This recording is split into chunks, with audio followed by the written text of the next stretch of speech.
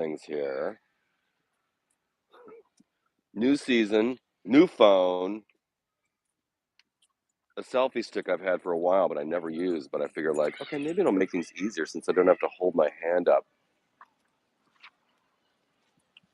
Because holding the phone up like that can't be good for the shoulder. Anyway, here are the kids Lenore, Smokey. Also, and I'm doing this on YouTube. Okay, so what else? What's new here? This is an experiment on a beautiful Saturday morning in New York City, by the way. This is my own morning show, the George Hahn Morning Show. um, except we're live, like Kelly and Ryan, like Kelly and Lady Seacrest. Um, we are live. There are 10 of you. Good morning. This is Helicopter Hell. Look at this bitch flying above us. This is a good camera. Um, so we're doing this on YouTube. This is my, oh, hi, I love your Brompton. This is my new phone. I just got my iPhone 14 yesterday. You guys are the first to be watching a live video broadcast through it. Good morning, Connecticut. Look at you guys. We got 15 viewers, but we're going to grow. Because I've been doing this on Instagram for a couple of years now, and I've grown increasingly dissatisfied with the quality of the vidya. And also, someone explained to me, fucking helicopter, someone explained to me why Instagram has the videos flipped. Whether you shoot, whether you're doing a live or whether you shoot natively from Instagram, the video is flipped. It's like, what the fuck is that? Your Instagram, this is the best you can do?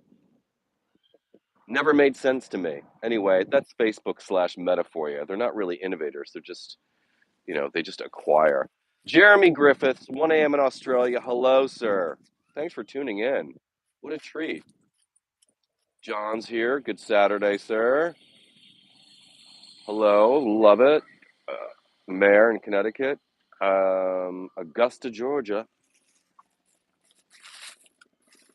Golf tournament capital. All right. Am I able to turn this camera around? I don't think so. Video quality is much better here. I think we're seeing your face as nature intended.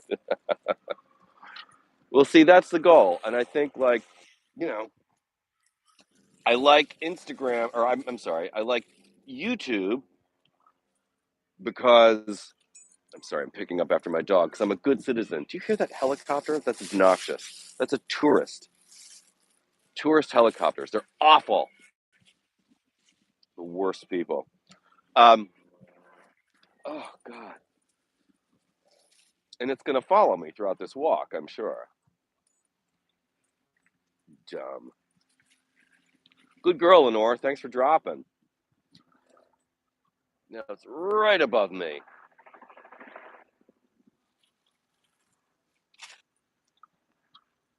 Only assholes get a helicopter tour over New York City, and only assholes run a business giving them. Oh, God. Good morning from Greece. Greece is the word. Good morning to you. Um, so, as I was crossing Central Park West to come into the park, I crossed with the light, and so the cars on Central Park were stopped at the red light, and there was a bus, a double-decker bus. It was a double-decker tour bus, and I'm listening to, as I do every Saturday morning, I'm listening to Up First on NPR, which is the sort of definitive morning news digest podcast, courtesy of National Public Radio. And I'm listening to Scott Simon introduce the story about God, and we'll get into it, I think, a little bit. Although, what news is there to say about Ron DeSantis and duping these migrants and dumping them in Martha's Vineyard? What a fucking prick! But anyway, this is a first for me, and I'm still I'm still getting used to this, like, people know who you are thing, and I hear my name. Like I'm hearing my name, and I like out of the corner of my eye, I see movement, but it's like not at eye level; it's higher up, and it's someone on the fucking tour bus from out of town visiting New York, and she's on the tour bus screaming my name, Jordan. I follow you. I'm on your Patreon. I think that's what she said because I had these earbuds in, right? Uh, I just like, thank you so much. That was the best I could muster. And then their light turned green, and she had, her bus started rolling, the tour bus. But that was a first. To be spotted by a tourist on a double decker tour bus was very sweet. It was a nice way to start the Saturday. Um, anyway, that was great. It's cool to see your walk on my TV. Oh, you're watching on the TV. Corrado. Thanks. Um, yeah, I do forget how you can watch on YouTube. All right, Lenore, honey, that's not going to work. I do the I do the walks at this orientation. I would turn the camera sideways because things are better enjoyed on YouTube on like a TV screen that way. But I figure, and I think I'm correct, that most people are watching this on a phone. So, you know, although I would do other videos widescreen. Scott Galloway shoots a fair amount of internet video widescreen. So you could just turn your phone sideways. Like there is always that. Maybe I should think about that because I can change the orientation with the selfie stick here. Maybe tomorrow we'll do a widescreen. We'll do yeah, we'll shoot it. We'll shoot anamorphic tomorrow. Um, good morning, Canada. It is a gorgeous day here. FYI, it is a stunning, another beautiful. It was a little cloudy, actually, I gotta say, but sunny, mild. I think we're gonna reach the mid 70s today, which is a real sweet spot. We're not out of the woods yet with the superheat. I think we're in for some hot days next week. Um, in the coming week, I've got a little guest appearance in my old job as concierge, as the patient concierge for Dr. Robert Andelick, my old boss and my friend, because my girl Trish needs the day off. So Trish is the one who replaced me when I left, and she occasionally I'll get a text message from her. Can you come in and concierge for me on such and such date? And if I'm available, I do it. And I slip into my old job for the day, and we have a little fun, reconnect. I get to see some of the, depends on who's booked that day. See some patients I enjoy and meet some new people and reconnect with the staff and the nurses, and it's always fun. And it's just for the day. Put on a suit. I love wearing a suit. Y'all know me. We should all dress up. Interestingly, by the way, um, good girl. I went to this party the other day at Bergdorf Goodman. Um, they're nice enough to invite me to things every once in a while. And W Magazine was celebrating its 50th anniversary, and Bergdorf Goodman was throwing a party for them. They have a nice working relationship, I would imagine. And so, again, it's one of those many situations I find myself in where I'm just like, how did I get here? What is this? I'm not questioning it because it's always nice to go to a party. I love being invited to a party.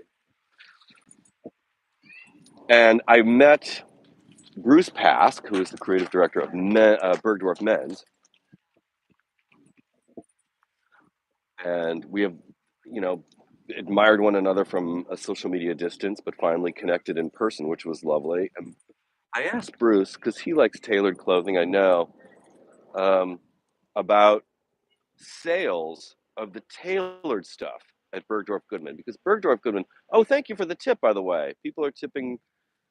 There's a way to tip some cash money on these, and I do appreciate that. I mean, I do basically crank out content for free. And so I'm always grateful to people who, thank you, B, for your donation there. Are we frozen? Oh, honey. Barbara Sam, thank you so much. Um,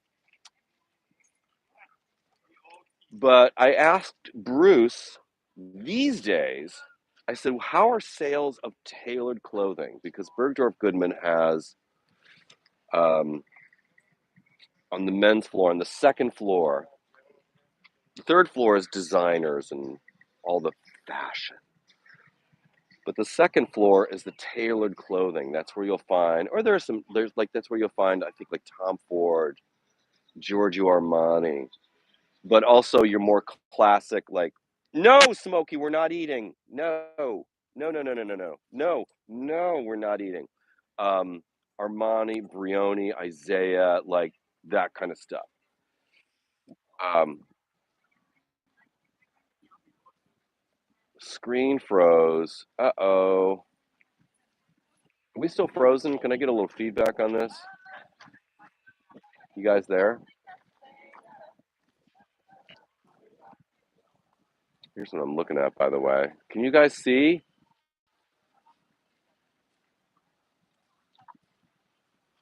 And Barbara Sam, thank you for dropping some coins in the tip jar. These people are doing a flag dance. I'm not sure what that's about. Okay, good. Thank you, thank you, thank you. Good. All right. Screen's working again. All right, excellent. That's what I like to see. Oh, I know why. I know why. Okay. Um, we're good. All right, so back to what I was talking about. So I met Bruce Pask, the creative director of Bergdorf Men's. I asked him, like, what are sales like with the tailored clothing? I would imagine the people, especially the big spenders, because Bergdorf is luxury. Um,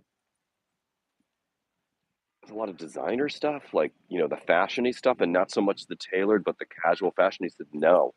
He said the tailored stuff, like people with money who want to spend their money, they're investing in like tailored fare, like tailored suits and jackets, which I thought that's not the answer I would have expected. I thought that was surprising to me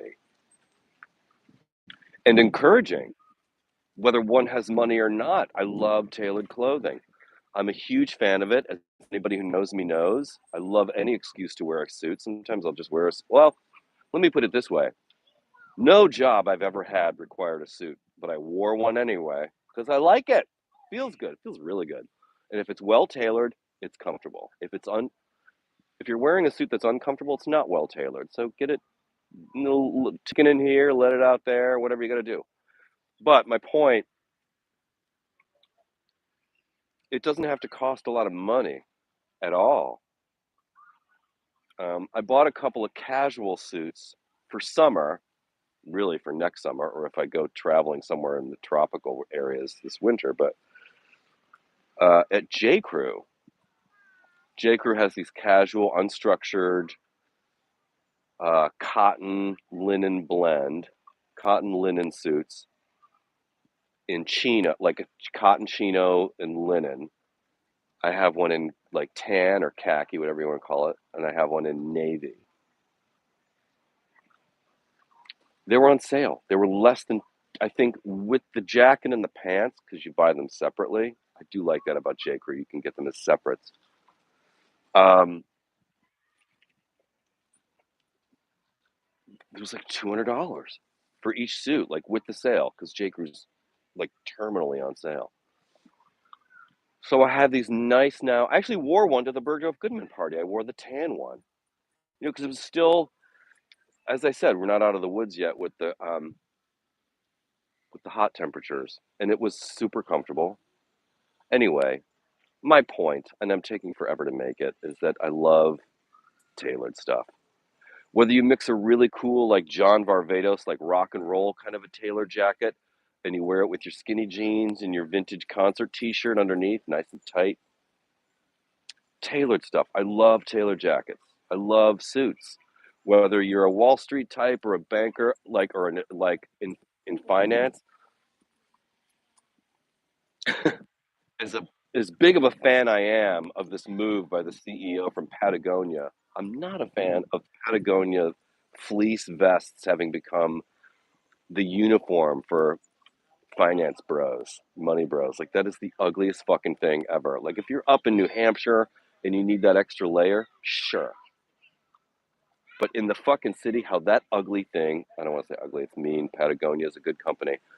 But that sexless garment has become the outerwear uniform for money bros. You've got to be kidding me. Let's get back to the jacket.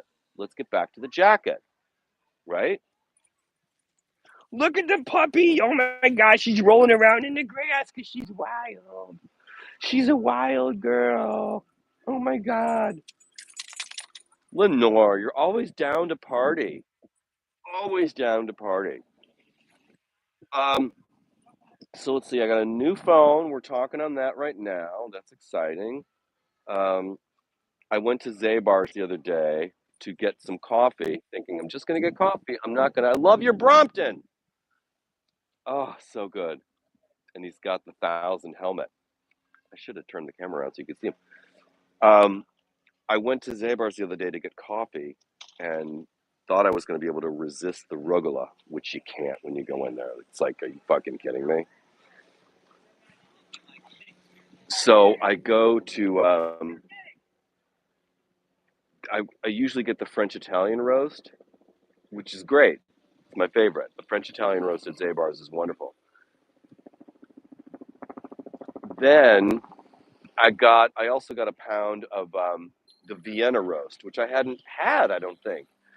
And so I thought, let me try the Vienna roast just to mix it up and try something different. It is so good. I had some this morning. Holy shit.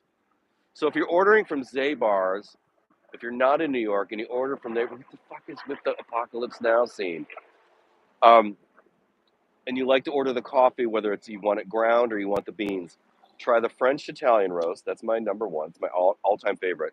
And the Vienna roast. It is bitchy. It is like there's a little smoky. It is rich. It is such a delicious dark roast. That was my coffee this morning. So good. Ah, that's fucking coffee. And I don't cream it up. I drink it black. But now that I talk about my most recent Zabar's visit, I find myself craving rugula. Because boy, is it good. Um, but I'm trying to watch the waistline. I put on some COVID pounds and my suits are a little tight, so I got to ease up on that shit. Uh, what else is happening?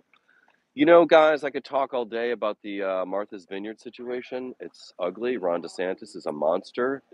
That was, you know, I forget who coined it. It was during the Obama presidency. Was it Jonathan Chait? I don't think so.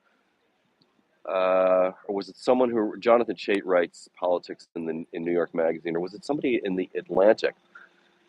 Um, the cruelty is the point, and that's what DeSantis does. And in his own little conservative Nazi bubble, like that's going to get picked up by conservative media, like Fox News is going to love it, and that ultra conservative Nazi fascist snow globe is going to love it. But wow, I would like to think, at the end of the day, in the grand scheme on the national stage, where Ron DeSantis is not very popular. He has his crowd in Florida, but man, an example also of an educated guy who plays dumb. Like he's talking to the low common denominator. Ron DeSantis is educated. Like he knows better. He is playing to an audience. But anyway, he's just not likable now. Uh, I think this is going to blow up in his face. That's my take. I could be way wrong. Because even though I get myself in these political conversations, whether it's on MSNBC or Mary Trump show, I don't consider myself a political animal, even though I'm getting more into that scene. I would think that this stunt, this awful, cruel, sadistic stunt, is going to blow up in his face. It's just awful.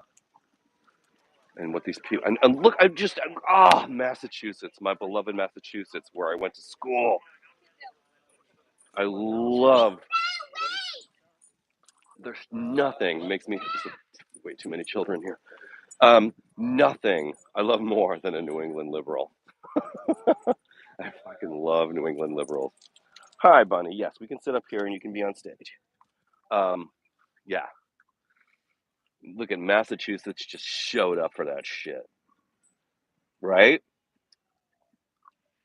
Martha's Vineyard, Massachusetts. Like, go ahead and try and fuck with a Massachusetts liberal. Try. All right, I'm going to take some questions here. That's color guard. Money aside, every well-appointed man has a tailor, even me, the commoner. I have a tailor, and I'm a commoner. Are my sunglasses prescription? Yes, they are transition lenses, and they're readers actually. Like these are progressive readers. So the bottom third of the lens is my reading prescription. I'm like a 125. Um, and then the middle part of the lens is like, as you go up, it's a progressive reader. You know how that works. I don't have to tell you.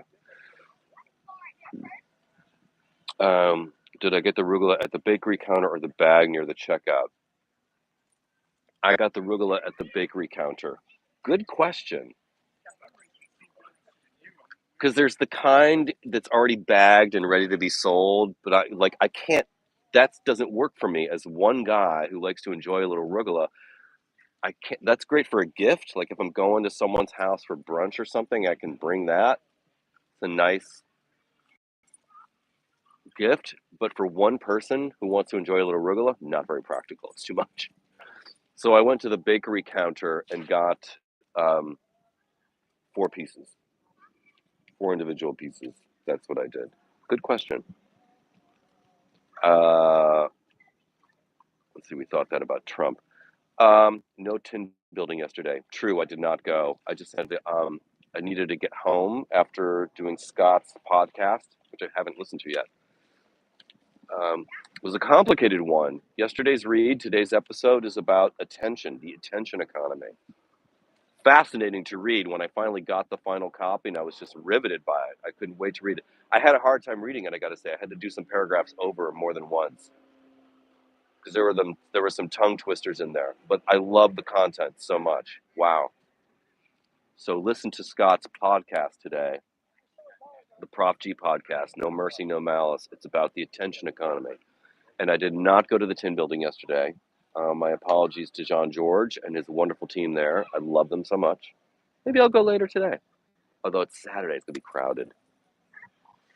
Um, Somebody asked a question that Mayor Prudence said we thought that about Trump. You talking about the unlikability of uh, DeSantis. Trump had a likability in a weird way.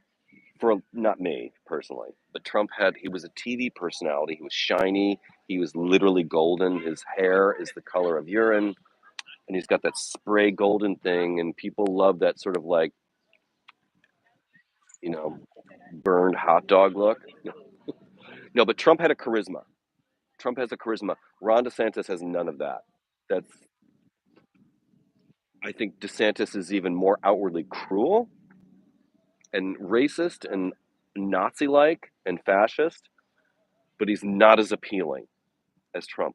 Again, I am new to this landscape as someone who is paying closer attention. I just, in my own personal opinion, do not think that Ron DeSantis is likable. There was something likable about Trump. Again, not to me. I fucking hate his guts. I always have. But DeSantis, none of it. He has none of Trump's charm and skills. Trump has skills in terms of, I don't know, getting an audience. I don't see DeSantis getting Trump's kind of audiences for like a rally or something. Think about it. Like he's really awful. Um, Julia Swanson has a question. George, haven't caught a live forever. Random question. Why do actors always mention the director when they naming films they are in? Because uh, films are a director's medium. Theater is really an actor's medium. You really see all the acting, like you as an audience member, your eye goes wherever you want it to go. It's going to the actors, right? Theater, like original theater, like without the music, although musicals could fit into this, but real theater is an actor's medium. Film is more of a director's medium because the director decides where your eye is going to go with editing and setting up a shot and framing a scene and all of that. That's why we like certain, like, what a great time we're in now. We've got directors like um, Steven Soderbergh. Oh, Jesus Christ, why am I blanking on the director of like Zodiac and stuff like that?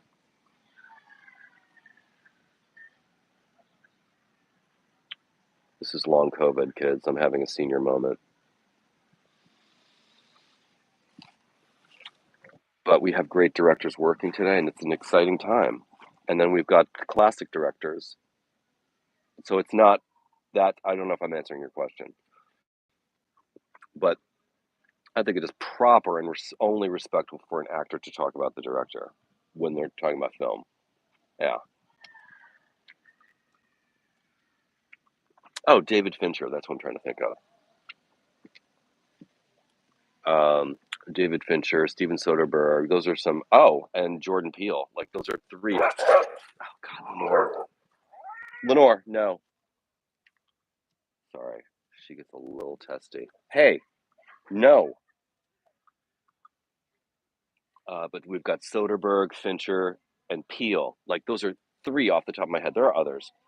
Three off the top of my head. Really exciting directors in our time. What a thrill.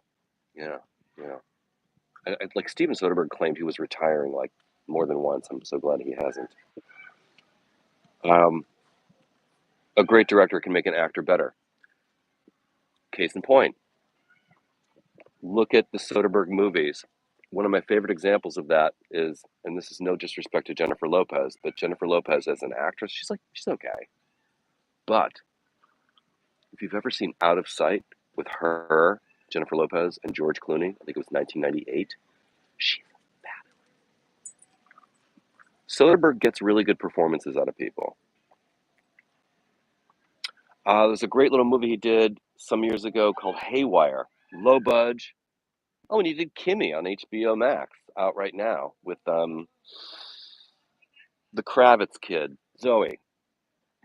Um, but there's a movie called Haywire with Gina Carano. She got fired from, what was it, that Star Wars show for some ill-advised tweets, whatever. But Gina Carano is like a ultimate fighter or something. A woman's like, she's a fighter, not an actress. Fassbender's in it. Tatum makes an appearance. But anyway, Gina Carano carries the movie, and Soderbergh directs it. Corrado knows. Um, I highly recommend it. And like these movies came and went with like out without much fanfare. But Haywire is wonderful. I could spend a week watching Soderbergh movies. He did a great remake of well, it's not a remake. He really kind of based it off the book. There's a movie from the 70s, a Russian movie called Solaris. And it's long and slow, the original. It's on the Criterion Collection. It's a good movie, though. I mean, I like it because I'm a nerd for that shit. But he did a remake with George Clooney and Natasha McElhone. Viola Davis is in it. And Jeremy, what's his name? Anyway, Solaris is great. Like, Soderbergh's movies, yeah. Again, I'm so long-winded. Guys, let's walk a little bit. Come on. Up.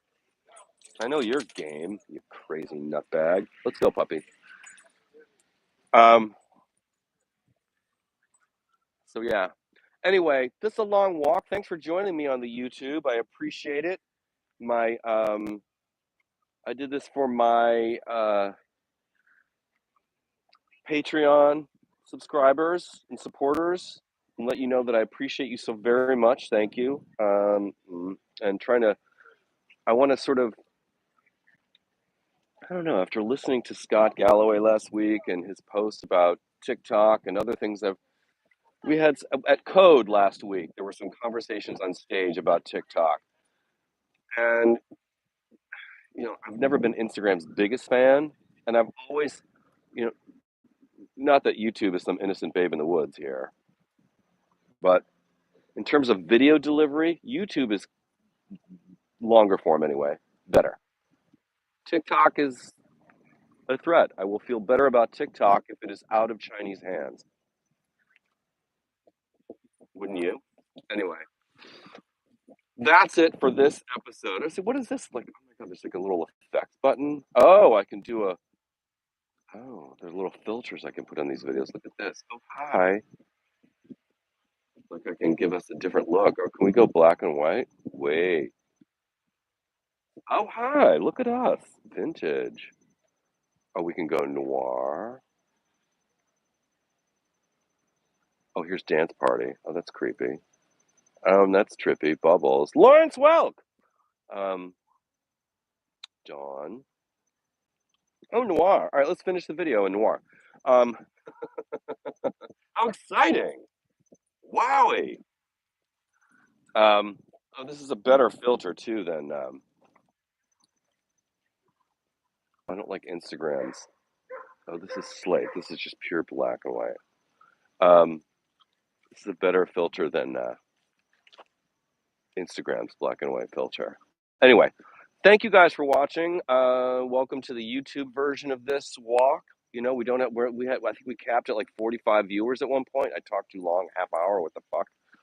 Um, but this was just it's all a grand experiment, and I thank you for being part of it. Thank you for the donation. Somebody threw some money in the tip jar. I really appreciate that. And that's it for now. I'll talk to you guys tomorrow. Thanks for joining me. All right, bye.